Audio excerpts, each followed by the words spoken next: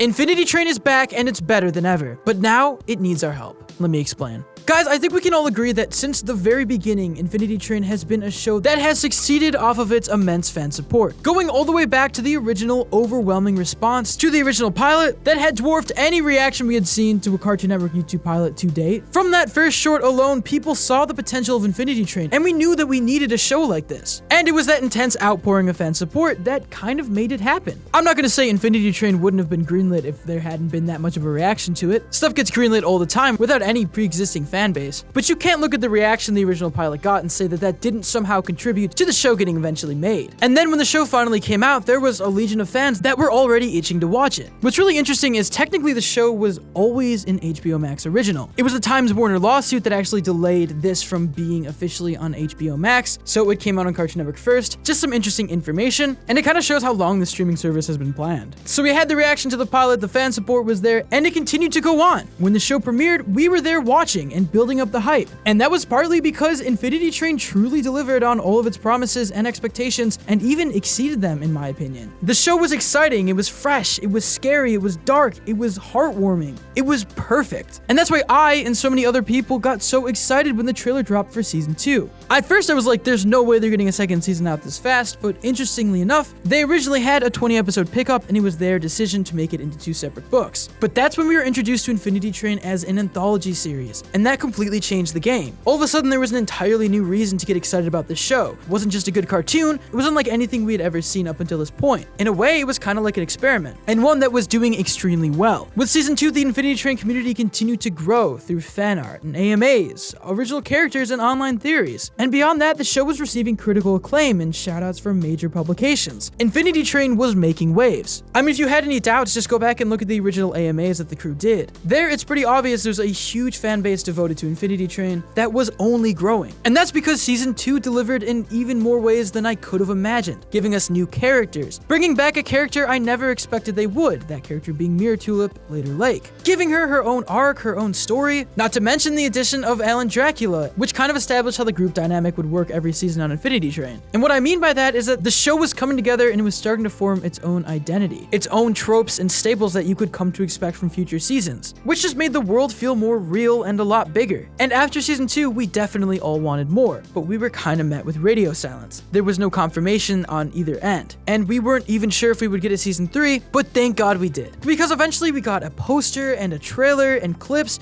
and before we knew it, the first 5 episodes of season 3, which I can safely say, despite not completely airing yet, is my favorite season so far, and I personally believe the most interesting season yet. We're already seeing Infinity Train mess with its own formula, and as a viewer, it keeps me on my toes. I really don't know where they're gonna go next, which means I'm basically on my seat the entire time. It's just the perfect direction they could have taken the series. And honestly, I just want to mention the fact that they got 3 seasons out in less than a year is so impressive. I know we're used to like Steven Universe type shows where episodes trickle out randomly with months in between, so getting this much Infinity Train within 1 year is just amazing. I also think it's really smart that they break them up into individual stories and books with 10 episodes each, because that means they can tell way more self-contained stories with the amount of episodes they have. Likewise, if they had taken 40 episodes to tell Tulip's journey, we wouldn't even be done by now. And I wouldn't blame them if they did. It's hard to establish characters, it's hard to build these new worlds, but that's why this show is so exciting and fresh. And with every season, you just have no idea what you're getting into. We recently made a video talking about all of this, you can totally peep that. Basically just us gushing about how great season 3 is so far. So we're in a situation where Infinity Train has, through the course of 3 seasons, established itself as this sustainable series that can keep going while managing to stay fresh and interesting and reinventing itself every season. And that's when I was like, okay, this is perfect. They invented this perfect formula. I can see an Emmy in their future. Let's do this thing. Just let them make the show. But that's when reality hit. Reality in the form of recent news that's come out on Twitter, revealing the sobering truth about the future of Infinity Train.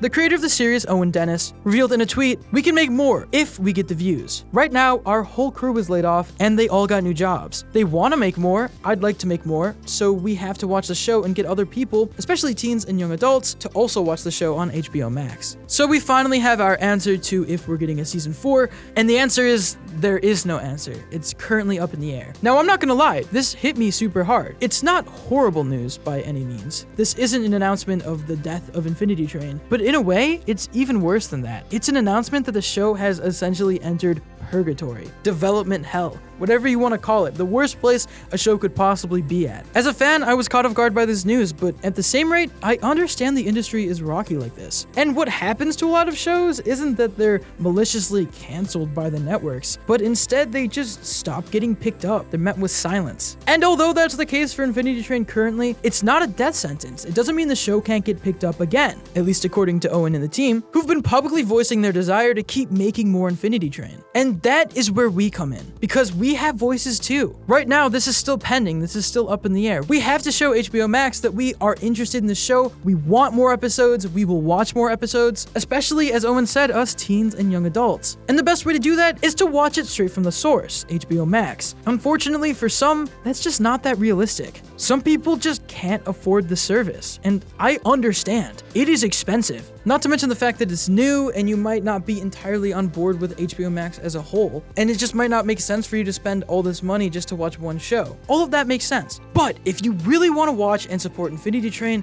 there are other options. For instance, you could split it with friends. 3 friends is like $5 a month. There's a chance you may get it free already through your phone service or cable package, if you have AT&T Uverse. Then there's the free trial route, where you get 7 days for free, and you can even wait until all of Book 3 is released to start it and just binge it. If you're in a different country and you're blocked somehow, you can use a VPN and one of the aforementioned methods. And again, the last thing I want to do is tell you how to spend your money or where to put it, but if you really want to watch Infinity Train and support the show and you're lost, these could be some possible solutions for you. It sucks how hard it is to access the show. In fact, it's pretty much insanely frustrating. Considering the accessibility it had before, cable, Cartoon Network's website, on demand, Hulu Live, iTunes, to have it only available on one of these things now, not to mention the fact that it's behind a pretty substantial paywall, is frustrating. And I would love to see Infinity Train on Hulu or Netflix. I truly feel like it would take off there. I mean, we've seen how much success easy access gave to shows like Avatar, but the reality is it's on its own little newly formed island that is HBO Max.